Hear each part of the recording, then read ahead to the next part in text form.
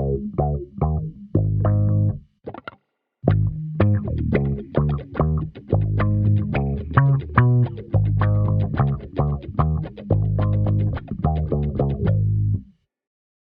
to Pillow Talk, where today we are reviewing the new D&D Honor Among Thieves movie. And Mark, you like this movie. It's one of the few movies that you do like as of this year.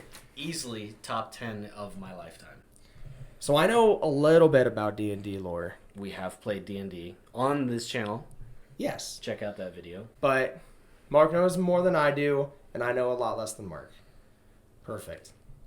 So as far as the lore goes, how did they do? Really good. Yeah? They named a lot of locations that were obviously Easter eggs. There were several things that were Easter eggs. When her axe got melted a little bit, that was an Easter egg of a pretty well-known item. And yeah, there's a lot of little things that you're like, oh, I remember something like that. You got in a quest. The pacing of the movie was very good. The characters were all very well done. I really liked the barbarian chick. Was she a barbarian? Yes, she was a barbarian, for sure. Okay, so I really liked her because they never made like a big deal about her being a woman. She never said anything like, I'm a strong, independent woman. She never said anything like that. She just did a really good job at whatever she tried to do. She was just awesome. Yeah, there was only one occasion when they were in the prison in the opening scene where the guy... Yeah, was being a little chauvinistic. And he got what he deserved. He sure did. So as far as bards go, is this the one that you like the most as far as bards go? I don't like bards. I know you don't. A lot of people don't like bards. Some people love bards. I don't like bards. I'm a bard. You are a bard. Damn music person. But as far as bards do go, this one didn't really upset you too much, right? No, but he also didn't use a whole lot of his bardic magic. Yes. There was only a couple of times where I can even think to correlate, like, him using his lute and kind of using, like, maybe, like, bardic inspiration or anything like that, where I could even name off he's actually using his abilities as a bard. There was that part where he was distracting the guards, and it ends up being like a magic hologram. Minor illusion. Yes. Sure. Yeah. And he just starts glitching and melting away. Yes. That was like one of my favorite parts of the movie. Yeah. Because like the sorcerer who was casting the spell got his foot stuck and was like trying to run while he's casting the distraction. And yeah, obviously that didn't work out very well visually to the guards, and it tipped them off. I can't remember like any of their names, but the sorcerer guy, I really liked him. I really liked his whole arc, and I really like that he sucks at magic. He's not the greatest sorcerer that exists in all the lands. But then it's a confidence problem. It sure is. And I like how it ties into that. Yeah. And then when he puts on the helmet, it's his ancestor, and he like knocks him back. That's very towards the end of the movie, yes. Yes. Yes. And that, in doing so, finally allows him to be confident enough to actually attune himself with the item, which is a lot of like attuning to those special legendary magic items is a lot of times just kind of overlooked a lot of the times in most of the groups that I've played with. But I like that they put it in there, like you have to not just get the item, which was an entire quest. You have to learn it, right? You have to study it, figure it out. You have to make sure you know every inch of it and detail of it. And then when you go to try to use it, you still have to usually meditate on it or figure out every inch of it, depending on what the item is in D&D, to actually use it effectively. Yeah. To be proficient at it. And he did that. He did that. That was very good. Yeah. Let's talk about the shapeshifter. The druid. Yes. Druid. She was great too. Odd to see a tiefling druid. Tiefling. Tell me about them. They're half demon.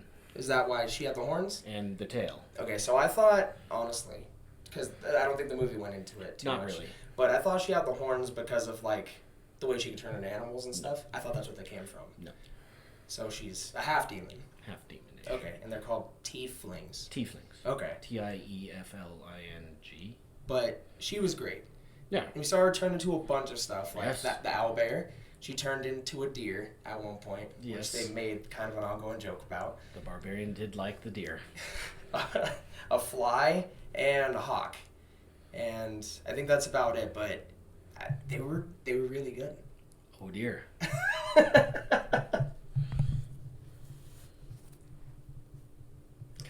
Let's talk about the villains. The villain. Again, I don't remember like anybody's names, but we'll go with Hugh Grant's character first. Right. He's very like snarky. He's very kind of dry about everything. He's not like the usual kind of like evil laughter kind of villain. He's just very like it goes with it kind of thing. Yes. One of the things about the movie I was enjoying myself doing while watching it was trying to place each person's class to their behavior and their alignment, lawful evil, lawful neutral. Obviously, it was very kind of difficult to place Hugh Grant's character. I think I sided with he is a rogue because of his nature, because he didn't really do any fighting or he didn't do anything that's, using magic or showing his class abilities other than being kind of like a mastermind / scoundrel. Yeah, and then kind of thievish, right? Yeah, he would roguish kind of thing. Absolutely. Yeah. So he fit the concept or the class of a rogue, but we didn't really have any confirmation of him actually being a roguish type person. But the rest of them were pretty easy to identify. Yeah. To me. Yeah. I don't know if you noticed any of that. I don't know a whole lot. Right. About anything. Right. Ever. Right. Especially D&D stuff. Right. Okay. Well, what did you play in the last game we played? I played a barbarian Aasimar in the last game that we played. No, in the last game that we played with John. Or that game too. In the last game that we played with John, which there's a video of, go check it out. I played a halfling monk, which was awesome. So I was a short little guy, very skilled in martial arts, and that was really cool. Yeah. That was a fun time. I don't think going forward, if they do make more of these movies, which I really hope they do, because I really enjoyed this movie. Yes. Do you think that we'll start seeing more kind of off the wall classes, such as a barbarian Aasimar or like a halfling monk? First off, for you people who don't know what an Aasimar is, it's kind of the other side of the tiefling. It's a half angel type of person. Yes. Both of which are considered very rare to cross paths with, which is why I think as the druid, the tiefling was extremely gifted in being able to shapeshift into multiple things. Going forward with these movies, though, I don't really think we need like a sequel of the same actors even. I'm hoping for a whole new group. A whole like new every group, movie. A whole new group would work. Just a new adventure, Dungeons and Dragons, different subtitle name. Yes. I think that would work just fine. But I also would not be upset if we got the same characters back and progressed on their character development either. I'd be happy with that. But I kind of think that their story seems done.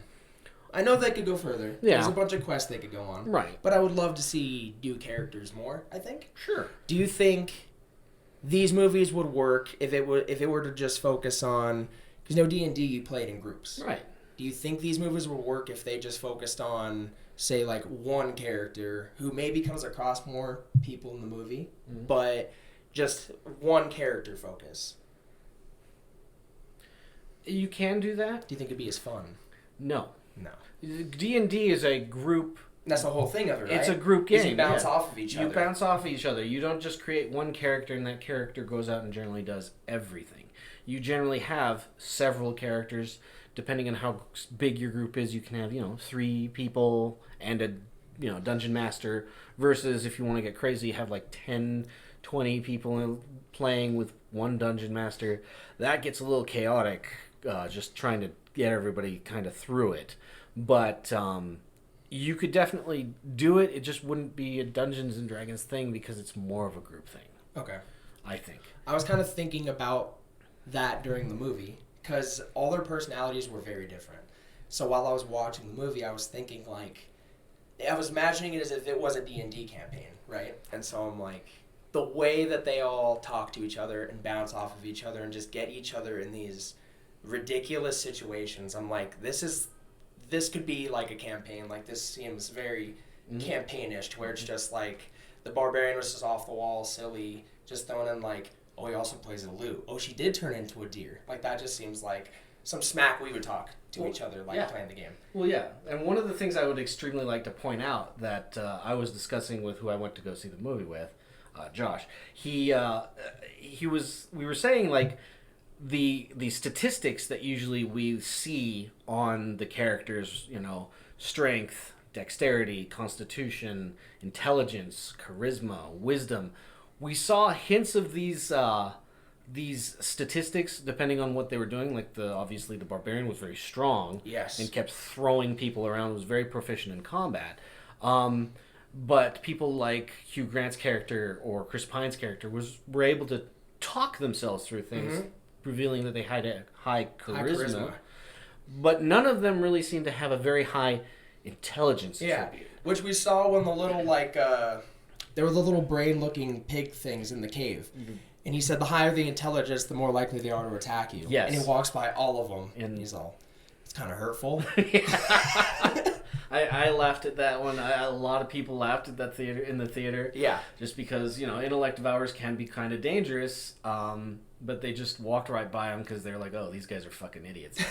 But it was great. Yeah, absolutely. And the intellect devourer is one of those, really iconic monsters that you kind of come across every so often. Just like the mimic. Mm-hmm. I don't know if you know much about a mimic. I just know that, kind of like what we saw in the movie, like it's a chest, you go to open it. Is it always a chest, the mimic? It's usually traditionally disguises itself as a treasure chest to try and capture and eat adventurers. Because if you're on an adventure, you see a treasure chest, you open that treasure chest. Absolutely. That's how they get you. There's treasure in there. But can they disguise themselves as other things? I haven't seen or heard of them disguising themselves as anything else. I thought it was very well done in the movie. Absolutely. I know I was like, yes! The tongue and the teeth and all of that stuff. Yes. Like, that was awesome. The gelatinous cube. That was awesome too. Yes. I actually didn't know that they were like acidic inside. Yes. I didn't know that before the movie. You never watched Onward? I did. Oh. So, because I know I've seen gelatinous cubes and they'll usually have like a skull or something in it. Mm-hmm. In the movie, we see a guy jump in there before our main heroes, and then like a few minutes go by and this guy's just bones now. Yeah. And I was like, oh, and then they talk about how they reach in there and it's kind of stinging their skin. Yeah, because it's eating them. Because I thought you get stuck in one and then you're there and you just kind of decompose over time, like a long pretty time. Quickly. I didn't realize that it was like actively digesting you. Yes. I had no idea. Yes. I thought it was just a cube that was not sentient. No, yes, just a cube that is That's crazy. Basically just eating you. That's how I want to go. I mean, you can't breathe inside there. There's no air in there. Sounds better than a Sarlacc pit, though. You're drowning, and then you're slowly being eaten away by acidic, basically, enzymes digesting you inside the cube. So not only is it painful, but you're suffocating. Better or worse than a Sarlacc pit? Well, a Sarlacc pit slowly digests you over thousands of years. Yes. So, but you'll die before it. Like, you'll die before 1,000 years. Not according to Jabba the Hutt. Well, yeah, but us humans would die before 1,000 years. Theoretically. Yeah. I don't think I would take either way to go, honestly. And then with the Sarlacc pit, this is unrelated to D&D now. If with the Sarlacc pit, wouldn't you starve to death? I think you'd starve to death, right? It's not feeding you anything as far as we know. Digestive waste? Ask Boba Fett. We need to talk about is it the Red Witch? Is that what her name is? Red Mages is what they called them. Yeah. She was very well done, I thought. Oh, absolutely. She was I thought very spooky. This is a part where the shapeshifter, she's a fly up on the ceiling, and she's like, wait, there's what did she say, a changeling or something among us? Shape changer. Yeah. And so then she points and she does this scream, and her face just looks terrifying. And I don't think it was any CGI or anything. She just looked scary. Good actress.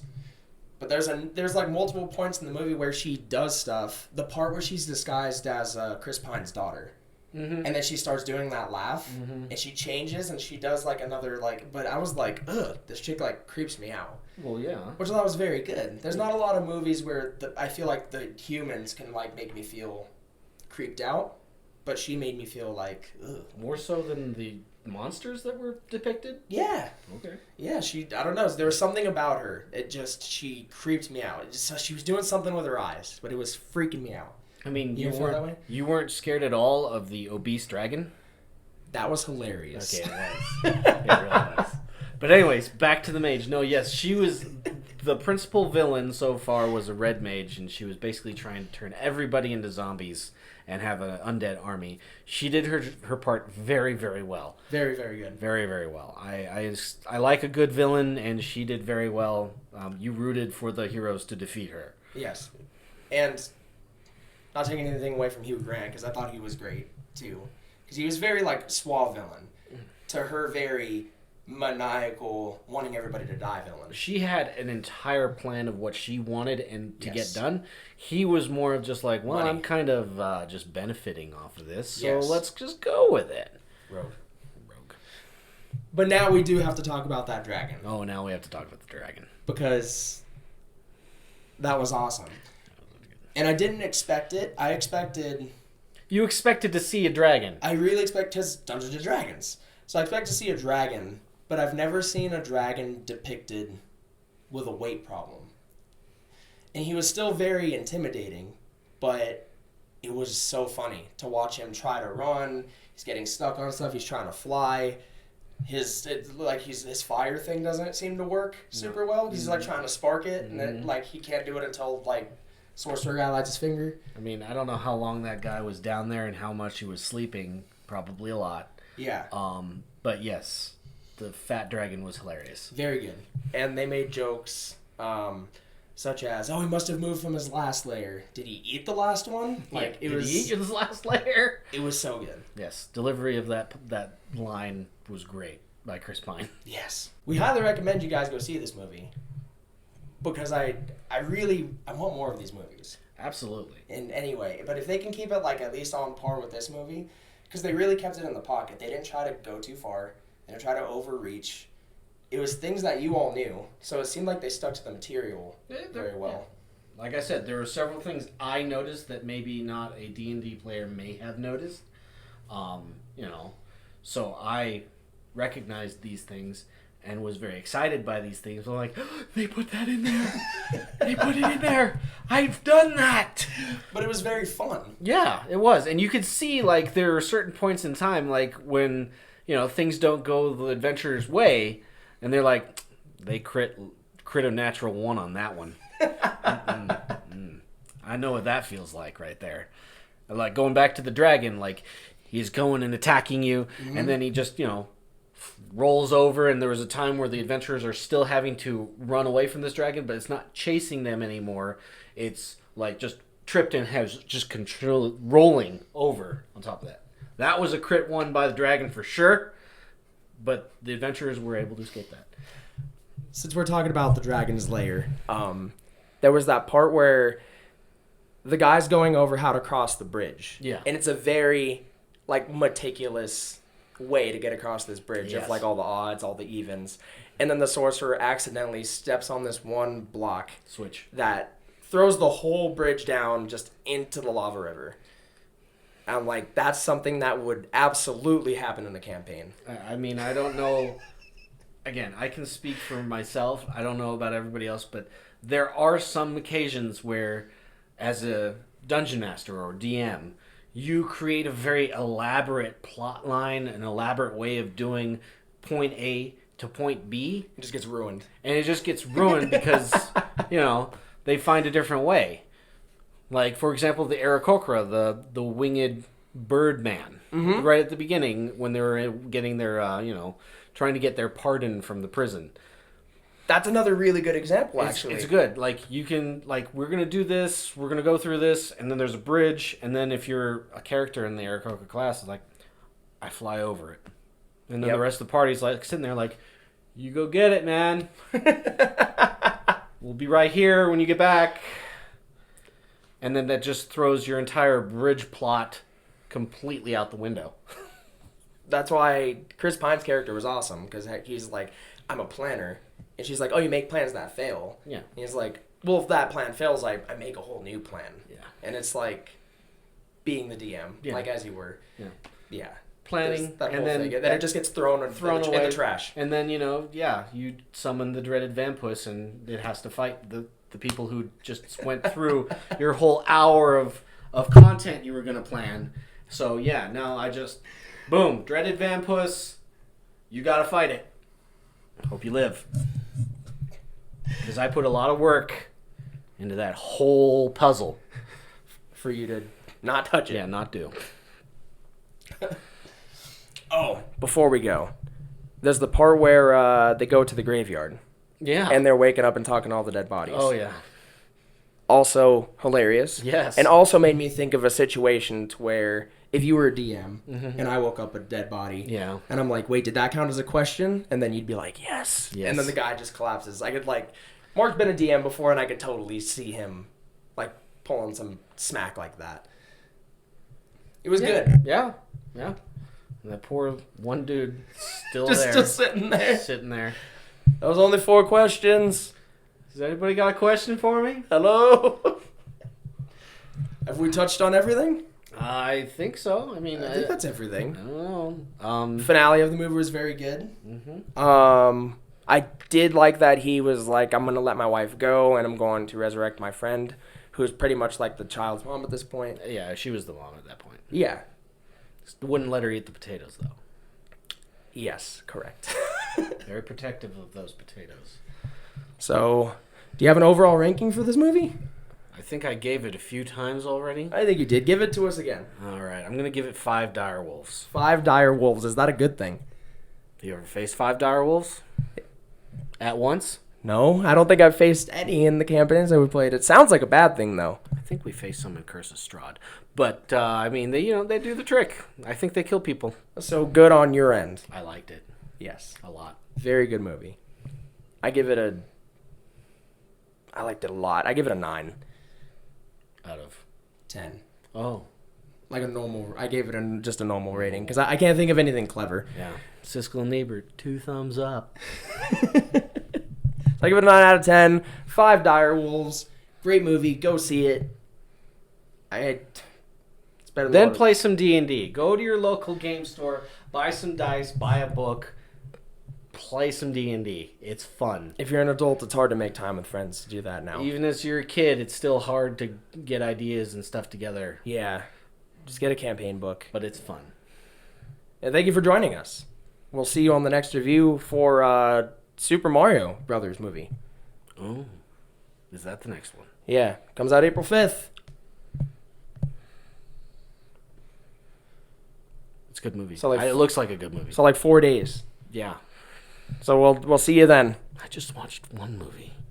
Bye, everybody. That's like the first movie I've seen in 2 years. It's what having kids gets you. He's gonna know soon.